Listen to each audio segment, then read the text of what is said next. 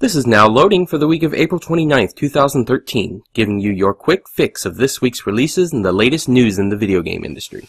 Strategy fans can look forward to Eador, Masters of the Broken World for PC from Snowbird Games this week. This is a turn-based strategy game that aims to take the best elements from a bunch of games like Master of Magic and Heroes of Might and Magic, as well as other genres to craft an original experience. In addition to tactical battles that play out on a hexagonal battlefield, you also need to manage complex economical and political systems that will influence the game world. Have you ever wanted to control your own army of the undead? Well, you can do just that in Zombie Tycoon 2 Brainhov's Revenge for the PlayStation 3 and Vita. This is another tactical real-time strategy game, but this one puts you in control of hordes of undead zombies. This game is all about managing your army and taking on your enemy. That focus never falters as there's no resource gathering, no structures to build, and no complicated skill trees to navigate. The game supports full cross-buy and cross-play support, meaning that you only have to buy it once and you get both versions, and you can interact with other players regardless of your platform of choice. Best of all, if you're a member of Sony's PlayStation Plus program, the game will be yours for free when it hits the PlayStation Store.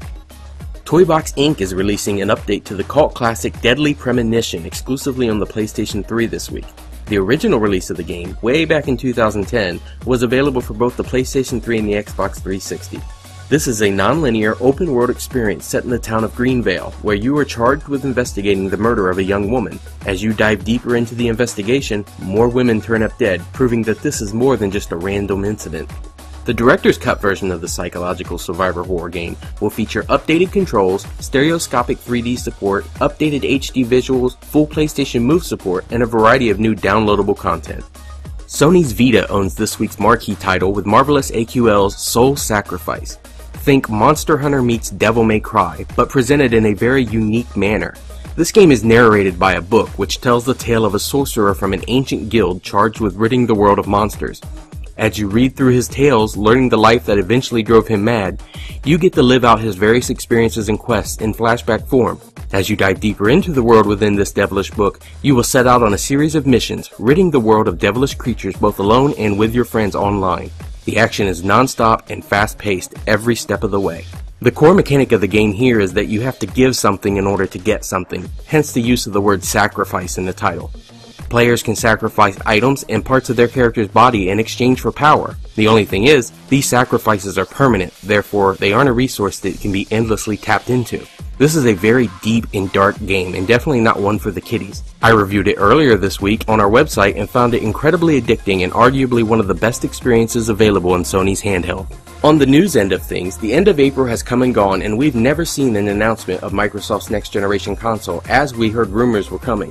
What we have seen, however, is a definitive date of when that's going to happen. Go ahead and circle the date on your calendars, as May 21st is when Microsoft will unveil what is currently known as codenamed Durango. The console will be shown off at a special press conference being held on the Microsoft campus out in Redmond, Washington. As for what exactly is going to be shown and announced, well, your guess is as good as mine. With E3 only a few short weeks later, they could simply tease everyone for a big reveal that will happen at the industry event, but hopefully they will use this time to get all of the formalities out of the way of revealing their next generation plans, and then use E3 to simply show off what we want to see more than anything else: games. Now, while we can expect to get information out of Microsoft at both their E3 press conference and this May 21st event, one company that we won't be hearing as much out of this year is Nintendo. The house that Mario built has announced that they are foregoing their traditional E3 press conference this year and will instead focus on numerous smaller presentations given at the E3 show. The trio of press conferences has always been a hallmark of the show for years. Each of the big companies, Nintendo, Sony, and Microsoft, have always stepped up their game and showed off everything that they have in store for their foreseeable future. This year, that now becomes a duo, as only Microsoft and Sony will be taking that approach. Nintendo fans need not worry though. This isn't necessarily a sign that Nintendo is conceding in the console wars. Instead, they seem to be making a push to give a more software-oriented show this year at the conference, which is something they've needed to do for a couple years now. In my opinion, Nintendo needs to step back from constantly pushing their hardware and new hardware revisions and shift their focus to solidifying both their own game offerings and their relationships with third-party developers and distributors. That is exactly what we could be seeing happen this year. For more information on all this and more, make sure you head on over to GamingNexus.com.